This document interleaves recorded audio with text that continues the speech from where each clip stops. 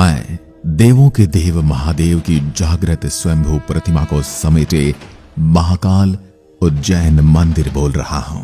मैं कितना धनी हूं कि मेरे परिसर में स्वयं महाकाल विराजमान है, जिनके श्री चरणों में काल भी अपनी गति रोक देता है, जिसकी जटाओं से मां गंगा निकलती है। आकाशे तारकम लिंगम पाताले हाटकेश्वरम भूलोके च महाकालो लिंग गत्र नमोस्तुते। संस्कृत भाषा में इस श्लोक का अर्थ है, आकाश में तारक लिंग, पाताल में हाटकेश्वर लिंग तथा पृथ्वी पर महाकालेश्वर ही मान्य शिवलिंग है। आज मैं अपने आदि अनादि काल से वर्णित इतिहास को बताऊंगा। मेरे परिसर में विराजमान स्वयं शिवलिंग को अलग अलग क्रूर हमलों के दौरान कैसे भक्तों द्वारा बचाया गया, उसकी भी पूरी कहानी मैं आपके सामने लेकर आऊंगा। कैसे किस किस प्रकार मूर्ति पूजकों के विरोधियों ने षड्यंत्र रचे, इसकी पूरी कहानी मैं आपके सामने रखूंगा। साथ ही मैं बताऊंगा कि क्यों मेरे यहां कोई भी राजा या मंत्री रात नहीं गुजार सकते, और जिसने भी रात बिताई उसके साथ क्या हश्र हुआ। इसके साथ ही मैं अपने पूरे परिसर की जानकारी आपको घर बैठे दूंगा। मेरे नए बने परिसर की ओर भी ले चलूंगा। साथ ही मैं आपको स्वयं महाकाल के भी दर्शन करवाऊंगा। मुझे अपने प्रभु का जयकारा लगाते हुए मेरे प्रभु के भक्तों को देखकर बड़ी प्रसन्नता होती है। मैं सभी से प्रार्थना करता हूं कि सभी एक बार अवश्य महाकाल लिखकर वीडियो की शुरुआत करें। मैं निर्मल हृदय हिंदुओं का दिवालय हूं। मैं आदि अनादि काल से यहां अपने परिसर में महाकाल को विराजमान देखते हुए बड़ा हुआ हूं। महाभारत और कालिदास जैसे महाकवि की रचनाओं में मेरे इस परिसर का मनोहर वर्णन मिलता है। मेरे यहाँ भगवान शिव भक्तों को कालों के काल महाकाल के रूप में दर्शन देते हैं। कहा जाता है कि अवंतिकापुरी के राजा विक्रमादित्य बाबा महाकाल के भक्त थे और भगवान शिव के ही आशीष से उन्होंने यहां करीब 132 सालों तक शासन किया था। मैं कितना प्राचीन हूं इसकी सटीक जानकारी मिलना बेहद मुश्किल है, लेकिन मैं सदियों से लोगों की आस्था का केंद्र रहा हूं। मेरा इतिहास बड़ा ही रोचक है। मंगल और ब्रिटिश हुकूमत के अधीन रहने के बाद भी इस देश ने इस पावन स्थल की पुरातन पहचान को नहीं खोया। सनातन धर्म की पताका को ऊंचा रखने के लिए धर्म की रक्षा से जुड़े लोगों ने ज्योतिर्लिंग को तरह तरह से जतन कर आक्रांताओं से सुरक्षित रखा। सैकड़ों सालों तक यहां मुगलों और अंग्रेजों का शासन रहा और उन्होंने सनातन धर्म को दबाने की हर भरपूर मुमकिन कोशिश की।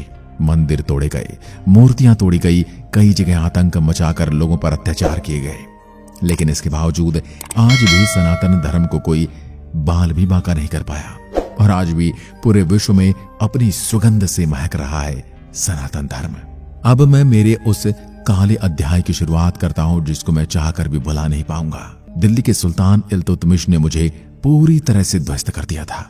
आक्रमण के दौर में महाकाल मंदिर के गर्भगृह में स्थित स्वयंभू शिवलिंग को आक्रांताओं से सुरक्षित बचाने के लिए करीब 550 वर्षों तक पास में ही बने एक कुएं में रखा गया था और महाकाल को ऐसे क्रूर आक्रांताओं की वजह से कुएं के अंदर 550 वर्षों तक रहना पड़ा।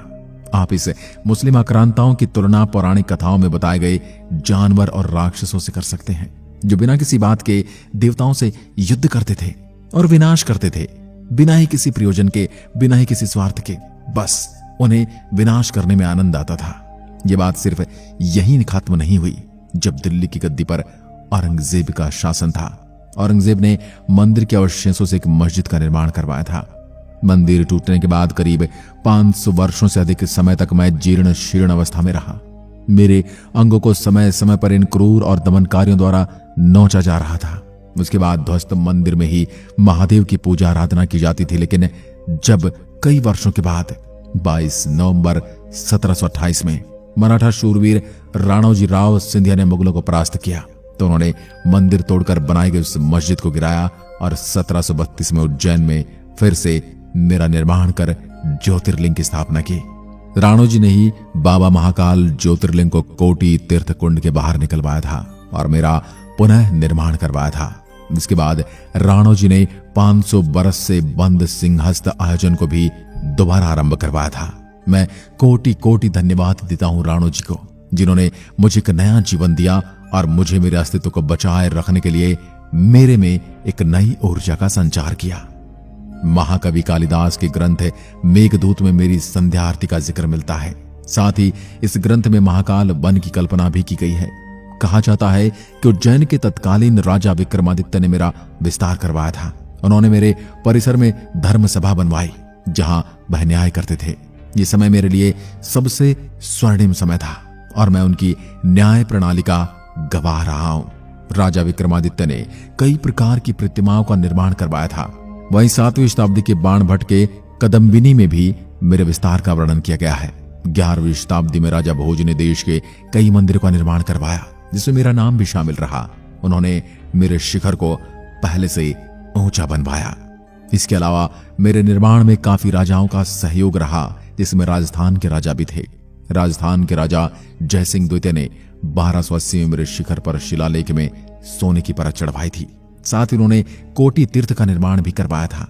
वहीं 1300 ईस्वी में रणथंबोर के राजा हमीर शिप्रा नदी में स्नान के बाद बाबा महाकाल के दर्शन करने पहुंचे थे। उन्होंने मेरी जीर्ण शीर्ण अवस्था देखकर मेरा विस्तार करवाया।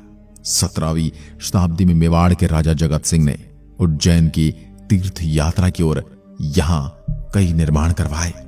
उज्जैन आने वाले श्रद्धालु और पर्यटक मेरे रहस्य और मुझसे जुड़ी कहानियों के बारे में जानने में काफी रुचि रखते हैं। आपके मन में भी ऐसे कई प्रश्न होंगे, तो चलिए आपको आपके प्रश्नों का जवाब देता हूं। पुराण के अनुसार एक बार भगवान ब्रह्मा और भगवान विष्णु के बीच इस बात को लेकर बहस हुई थी कि सृष्टि में सर्वोच्च कौन है। उनका परीक्षण करने के लिए भगवान शिव ने तीनों लोकों में प्रकाश के एक अंतहीन स्तंभ को ज्योतिर्लिंग के रूप में छेदा और उसके बाद भगवान विष्णु और भगवान ब्रह्म क्रमशः प्रकाश के अंत का पता लगाने के लिए स्तंभ के नीचे और ऊपर की ओर यात्रा करते हैं। लेकिन ब्रह्मा जी झूठ बोल देते हैं कि उन्हें अंत मिल गया और विष्णु जी हार मान लेते हैं।